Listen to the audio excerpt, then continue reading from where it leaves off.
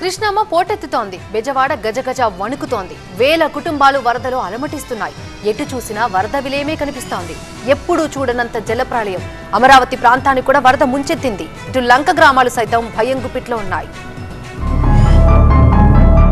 పోటెత్తుతోన్న వరద ప్రవాహం, జల దిగ్బంధంలో జనావాసాలు, ఆదుకోమంటూ ఆక్రందనలు, సాయం కోసం ఎదురుచూపులు. బెజవాడ భోరుమంటోంది. 2 రోజులుగా జలదిగ్బంధంలో చిక్కుకున్నారు ప్రజలు. ఆకలి దప్పులతో అలమటిస్తున్నారు బాధితులు. ఆహారం కోసం, తాగునీటి కోసం నడుంలోతు నీళ్లలో వరద బాధితులు పడరాని పాట్లు పడుతున్నారు. 3 దశాబ్దాల్లో ఎప్పుడూ లేనంత భారీ వర్షాలతో భోరుమంటోంది బెజవాడ. విజయవాడలో సింగనగర్లో వరద బాధితుల పరిస్థితి దయనీయంగా ఉంది. సింగనగరే కాదు, విజయవాడ నగరంలో చాలా కాలనీల్లో ఇదే పరిస్థితి. Vambay colony, Burma colony, Devi Nagar, teachers colony చెప్పుకుంటూ పోతే పదుల సంఖ్యలో జనావాసాలు నీట మునిగాయి. సాయం కోసం వందల చేతులు అభ్యర్థిస్తున్నాయి. రహదారులు చెరువులుగా మారిపోయి ఎవరూ ఎటూ కదల్లేని పరిస్థితి. ఇటు చూస్తే బుడమేరు, అటు చూస్తే కృష్ణానది. మధ్యలో గజగజలాడిపోతోంది బెజవాడ. నగరమంతా ఎటు చూసినా నీళ్లే. 2 రోజులుగా నరకప్రాయమైంది నగరవాసి జీవితం. ఇలాంటి దారుణమైన పరిస్థితి ఫస్ట్ టైం చూస్తున్నారు బెజవాడ వాసులు. సింగనగర్, మార్కండయ్య దేవీనగర్, వాంబే కాలనీలో ఎక్కడ చూసినా జల విలయమే.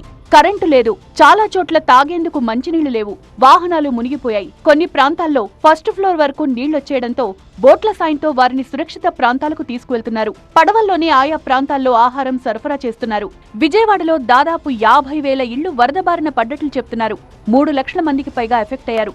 దీంతో బాధితులకు హెలికాప్టర్ ద్వారా ఆహారం చేరవేస్తున్నారు. విజయవాడలో కృష్ణా ఒడ్డునున్న మంతెన సత్యనారాయణరాజు ఆశ్రమం పక్కనే కరకట్టకు గండిపడ్డంతో వరద చుట్టుముట్టింది. దీంతో ఆశ్రమంలో చికిత్స పొందుతోన్న వారిని తాడు సాయంతో అతి కష్టం మీద బయటకు తీసుకురావాల్సి వచ్చింది.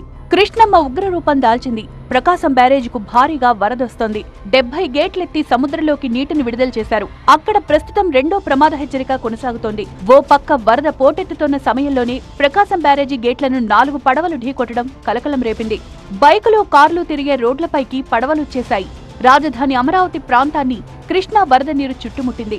కృష్ణానదిని ఆనుకునుండే కాలనీలు జలమయమయ్యాయి. మోకాల్లోతు నీళ్లలో జనాలు అతి కష్టం మీద బయటకొస్తున్నారు.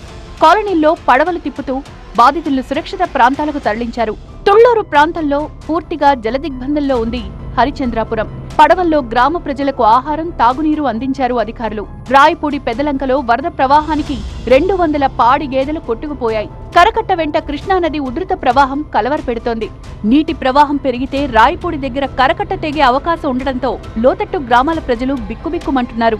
కొందరిని పునరావాస కేంద్రానికి తరలించారు. లంక గ్రామాల్లోనూ పరిస్థితి ఆందోళనకరంగా ఉంది.